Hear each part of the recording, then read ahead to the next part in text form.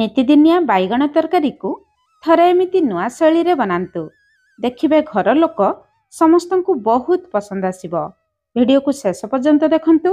Recipe पसंद आसले please video को लाइक करंतु, निश्चय गोटे शेयर करंतु। चैनल ले नुआ थिले तळे थिबा ब्लैक कलर सब्सक्राइब बटन रे प्रेस करी चैनल को सब्सक्राइब करंतु। नुआ नुआ वीडियो रो नोटिफिकेशन पाइबा पई बेल आइकन रो ऑल ऑप्शन रे प्रेस करंतु और फेसबुक पेज को निहाती फॉलो करंतु। जय जगन्नाथ। मो सस्मिता आपण समस्त को स्वागत करुछि सस्मिता स्टार किचन को। आजिर तरकारी पई हमकु एई सब सामग्री दरकार। एठी मो गोटे बड़ साइज रो बैगण नेछि, पाखापाखि 300 ग्राम रो बैगण, दुईटी मीडियम साइज रो टमाटो। टमाटो टिके टाण नेबे, बेसी नरम टमाटो नेबे नाही। ता सहित दुईटी मीडियम साइज रो पियाज। एबे चलंतु बैगण को काटिबा। केमिति काटिबा?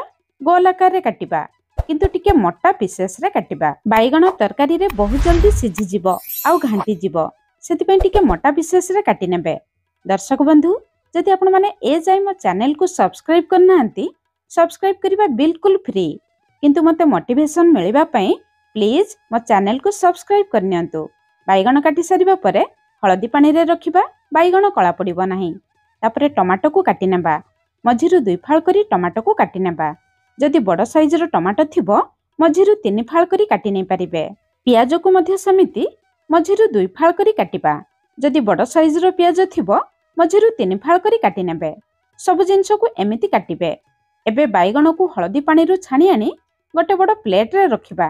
बैगण को देखि स्वाद अनुसार लूण देबा, अल्प हळदी गुंड देबा। लूण हळदी को बैगण रे भल भाबरे गळाई नेबा, ताहाले बैगण खाइबा समय रे जमा फिका लागिबो नाही। एबे चलंतु तरकारी बनेबा स्टार्ट करिबा। कढ़ाई को भल भाबरे गरम करी गोटे बड़ चामच सरिष तेल गरम करिबा। एई तरकारी को सरिष तेल रे बनेबे, तरकारी खाइबा पई भल लागिबो।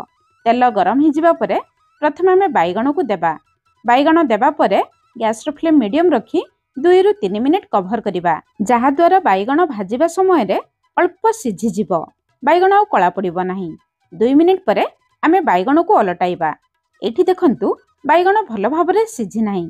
एबे गैस रो फ्लेम मीडियम रखी सेमिति आउ 2 रु 3 मिनिट कवर करिबा, जहा द्वारा बैगण भल भाबरे सिझी जिवो। आउ 2 मिनिट परे टोटल 4 मिनिट परे एठी देखंतु बैगण भल भाबरे सिझी आसलानी। एबे हमें बैगण को एपट सपट करी गैस रो फ्लेम मीडियम रखी टिके लाल कलर हेला पर्यंत भाजी नबा। बैगण टिके लाल कलर हे गले तरकारी रे खाइबा पई भल लागिबो। बैगण एमिति भाजी जिबा परे हमें बाहर को बाहर करी आनिबा। सेई कढ़ाई रे आउ गोटे छोट चामच तेल गरम करिबा। तेल गरम हि जिबा परे हमें काटी रखिथिबा पियाज को देबा। पियाज दे सारिबा परे पियाज फिका न लागिबो, पियाज रे अल्प लूण देबा। लूण दे सारिबा परे टिके हमें गळै नेबा। एबे गैस रो फ्लेम लो रखी 2 मिनिट पर्यंत कवर करिबा, जहा द्वारा पियाज भाजिबा समय रे हल्का सिझी जिवो। 2 मिनिट परे हमें पियाज को ओलटाई देबा। देखंतु पियाज रो तळपट हल्का हल्का लाल कलर हे आसलाणी। पियाज एमिति लाल कलर हे जिबा परे आमे टमाटो देबा। काहेकि ना टमाटो देबा परे टमाटो रु पानी बाहरिबो, पियाज आ भल भाबरे भाजी परिबो नाही। सेति पई पियाज भाजी जिबा परे टमाटो देबे। टमाटो उपरे समिति अल्प लूण देबा। गैस रो फ्लेम लो रखी टमाटो को एपट सपट करी लाल कलर हेला पर्यंत भाजिबा। टमाटो को आ कवर करिबा दरकार नाही, नहले टमाटो रु बेसी पानी बाहरिबो, टमाटो बेसी सिझी जिवो। एमिति पियाज टमाटो लाल कलर हे जिबा परे आमे बाहर को बाहर करी आनिबा। एबे चलंतु तरकारी पई मसला बनेबा। ग्राइंडर जार नेबा, गोटे मीडियम साइज रो पियाज देबा, 7-8 टी रसुण, 1 इंच रु टिके कम अदा देबा। रसुण अधिक देबे, अदा कम देबे। बेस किछि धनिया पत्र नाड़ सहित देबा। तरकारी रे बहुत बढ़िया टेस्ट आसीबो। 3-4 चामच पानी देई मसला को चिकन भाबरे बाटी आनिबा।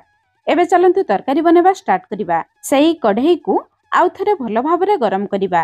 तापरे 2 छोट चामच सरिष तेल देबा। एई तरकारी रे तेल टिके अधिक दरकार पड़िबो, काहेकि ना प्रथमे आमे बैगण पियाज टमाटो को अल्प तेल देई भाजी नैथिले। तेल आपनक हिसाब रे कम बेसी करी देई परिबे। तेल गरम हि जिबा परे अधा छोट चामच जीरा देबा। जीरा तेल रे भल भाबरे फुटी जिबा परे बाटी रखिथिबा मसला को देबा। ग्राइंडर जार थोई 2-3 चामच पानी देबा। एबे गैस रो फ्लेम लो मीडियम रखी आमे मसला रु तेल बाहरिबा पर्यंत मसला को कसी नेबा। मसला कसिबा भितरे सेपटे तरकारी पई आउ गोटे मसला बनेबा। एबे आमे गैस रो फ्लेम पूरा लो रखिबा। गोटे गिना नेबा, गिनारे अधा छोट चामच भी कम हलदी गुंड देबा। बैगण रे हलदी गुंड देथिले मसला रे अल्प हलदी गुंड देबे। राग पई अधा छोट चामच राग लंका गुंड, तरकारी रे बहुत बढ़िया कलर पई गोटे छोट चामच काश्मीरी लंका गुंड देबा। ऑप्शनल अछि, आपण चाहिले स्किप करि परिबे। अधा छोट चामच जीरा गुंड, गोटे छोट चामच धनिया गुंड, तरकारी रे जीरा गुंड कम देबे, धनिया गुंड अधिक देबे। अधा छोट चामच गरम मसला गुंड देबा, गोटे छोट चामच कसुरी मेथी पत्र देबा, जदि थिबो निश्चय देबे। 4-5 चामच पानी देई मसलार घोल पानी बनेबा। गुंड मसला रे एमिति पानी देई घोल पानी बनेले तरकारी रे बहुत बढ़िया कलर आसे, तरकारी रे मसला गुंडर टेस्ट भी बहुत बढ़िया आसे। आपण माने निश्चय थरे एमिति बनेबे। एबे चलंतु मसला को चेक करिबा। देखंतु मसला ऊपर को तेल आसी गलानी, मसला हमर भलो भाबरे कसी गलानी। मसला कसी जिबा परे आमे बनेइथिबा मसलार घोल पानी को देबा। 1-2 चामच पानी देबा। एबे मसला रे केवल मसला पई स्वाद अनुसार लूण देबा।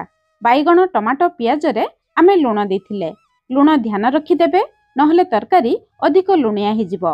एबे गैस रो फ्लेम लो मीडियम रखी मसला रु तेल बाहरिबा पर्यंत आमे मसला को भलो भाबरे कसी नेबा। मसला को जते भलो भाबरे कसिबे तरकारी रो टेस्ट सेते बढ़िबो। एबे देखंतु मसला ऊपर को तेल आसी गलानी, ता माने हमर मसला भलो भाबरे कसी गलानी। जेहेतु मसला रे आमे अल्प धनिया पत्र बाटी थिले मसलार कलर एमिति देखा जिवो। मसला कसी जिबा परे 1 ग्लास पाखापाखी गरम पानी देबा। एई तरकारी रे आमे बेसी झोल करिबा नाही, सेति पई बेसी पानी देबे नाही। 1 ग्लास पाखापाखी पानी देबे। पानी दे सारिबा परे गैस रो फ्लेम हाई रखिबा। पानी बहुत जल्दी फुटी जिवो। पानी थरे फुटी आसिले गैस रो फ्लेम लो रखिबा।